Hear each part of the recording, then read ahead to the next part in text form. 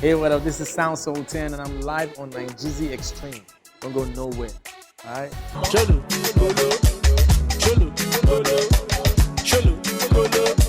I mean, it's not rocket science to know that there are the pros and the cons when it comes to publicity or being a public figure or being in the limelight.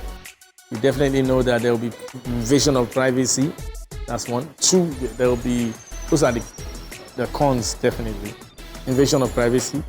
Two, you have like 1 million or 1 billion first impressions to put up.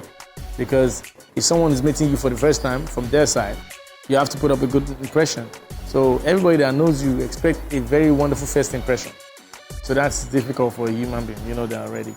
And another part is people expect you to be up to the task every other time. Like a machine, you need to be happy all the time. You need to give it a smile all the time. You know, it's always very tasking on the popular person or the public figure to have to live up to that expectation every now and then when they meet any of the fans or teaming supporters. So they want to see you the way they imagined you would be. So definitely that's tasking. The pros, definitely, you can get away with a lot of stuff. You can always, your name, your face, open doors for you. Before you're popular, you can always transform or translate that into numbers, For if you're popular nowadays, where we have the social media and everything, you use that to attraction, to drive traffic to whatever, is commercial, so you can make money off it. That's another pro. Yeah, man, there are a lot of things. If we start talking now, we're not going to finish. Man, every time I always, I expect a lot from my career, and I marvel at so much. It's always like that. Like, I'm always very happy. The thing that some artists will not even celebrate, I would always celebrate that. Even if I'm not celebrating the quote, I'm happy, and I record that as a milestone. So most definitely, every day is a blessing for me. I know what 20 years is in music years. That's like 1,000 years, in the music industry. So for me to be in the game for 20 years, every second after that is a plus. So I'm always appreciating everything that helps me, remind me of the mileage that I've covered, in the game. So for me, everything is a blessing. Every time I get called upon to, to do stuff, it's a plus for me. I still have teaming fans, millions of fans everywhere, all over the world, still doing my thing after 20 years. I mean, that's just for me. I can't start counting. I'm just telling you, like, that sums it all up. Is when I tell people I rarely have ugly situation, they'll be like, I do not, maybe, I don't even say, my life is like a desktop, or a system. I don't store any ugly situation in the desktop. It's not in any folder. It goes straight to the recycle bin and never gets restored. That's what I want you all to know. That's where I operate. That's how I live my life. And ugly situations, when I talk about the ugly situation, it might not look ugly to you, Yeah, so as a human being, I always look at my life like a system. I say, if my life was a system, I never record any ugly situation. I never store them in any folder. I never store them on my desktop. I just throw them in the recycle bin and never restore. That's the way I live my life. So when asked about an ugly situation, I really find one to say or share. So trust me on that. That's the kind of person I am. Someday walk, someday talk, someday show. Some will say we are there yet, but you're not there yet. I mean, we have overwhelmed competition so much that we marvel at our progress. It's so fast, it's rapid. Everybody knows that. We even shock, ourselves as to how far the music has gone. It has gone far and wide. we're being nominated from Nigeria here. We're being nominated for Grammys every now and then. It's a big deal. I think we need to clap for ourselves, but understand that the journey is not finished.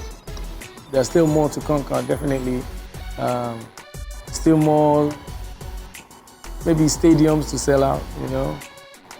And it's looking like the part. Because if they told me 10 years ago that a Nigerian artist would sell 20,000 seating arena in the United States or in the UK, you would want to argue that, or you might call the person crazy. And so for me, I think we gotten to a very wonderful stage where we can always push the threshold and do more. How people get the remunerations, how money is being made from music, not until you start jumping on stage that you make money from your music. And the good thing is right now people are streaming, people are downloading songs and stuff, but the mechanical right to your music is still being exploited. So that part, I really would love to see that part, you know, triumph, yeah. First, by getting our acts together and just, you know, deciding who's going to represent the people or who's going to represent. You know, there are a lot of ways to do the publishing thing now. It's not just left to be only one body or one thing. We need to really open our minds and be more, you know, broaden the scope, get more, you know, people that can represent people's publishing, collecting societies and all that, you know.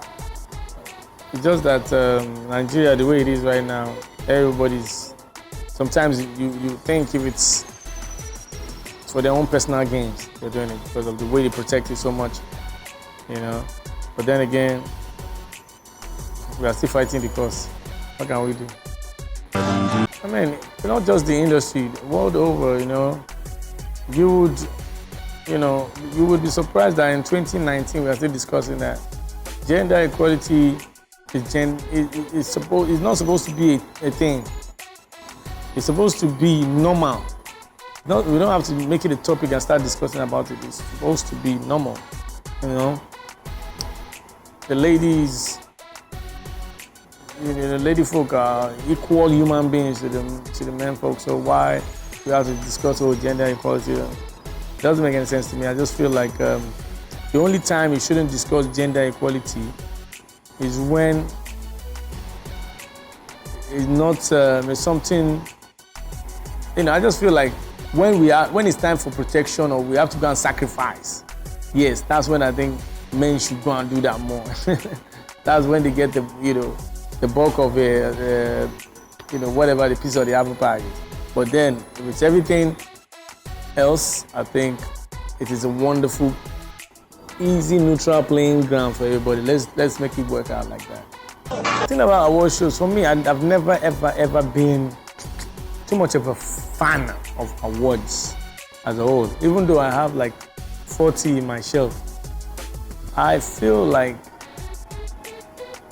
you should not base, your success on how many plaques you have or how many awards are sitting on your shelf. Definitely, it's a yardstick, but don't kill yourself over it. Because I feel like some people told me back then that, the genre of music you're doing is not even, is nowhere. They don't know where to put you. They don't know what category to box you under. And I say that is my plus. You should find a category for me and just award me since I'm the only one in that category.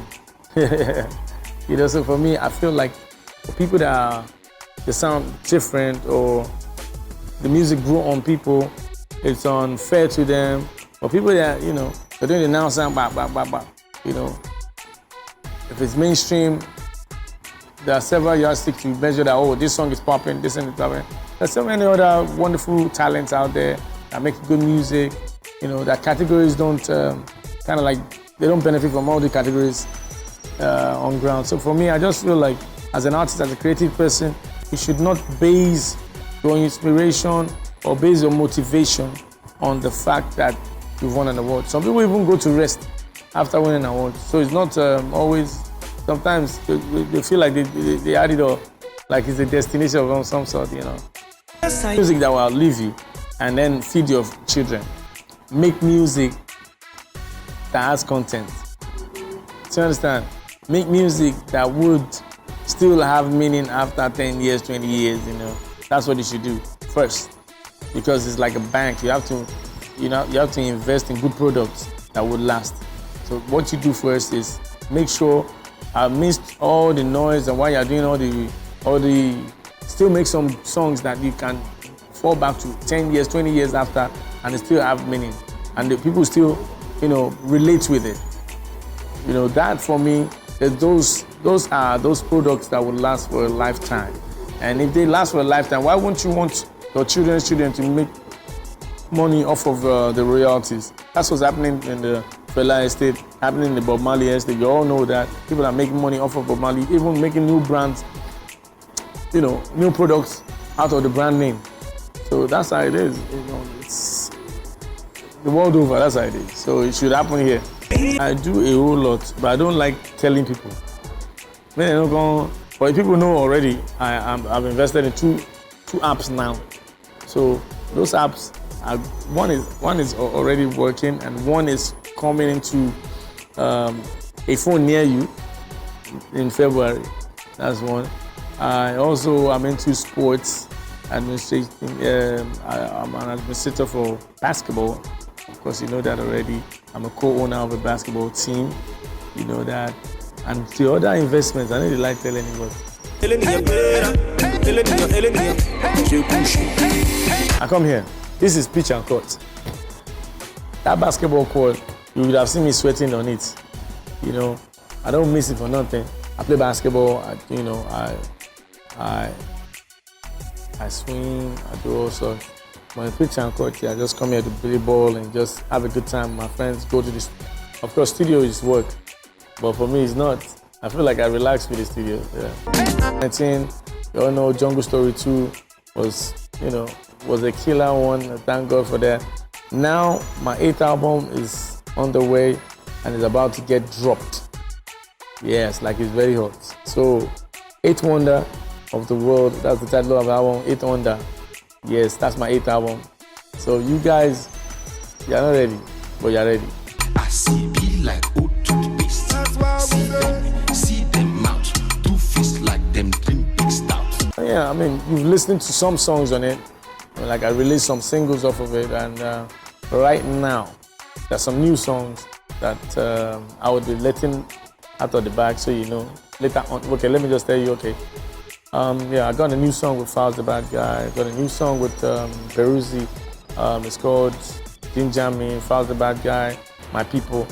I got one with Johnny Drill, the remake of Motherland. You love it. Whiskey, Tubaba, of course, you know.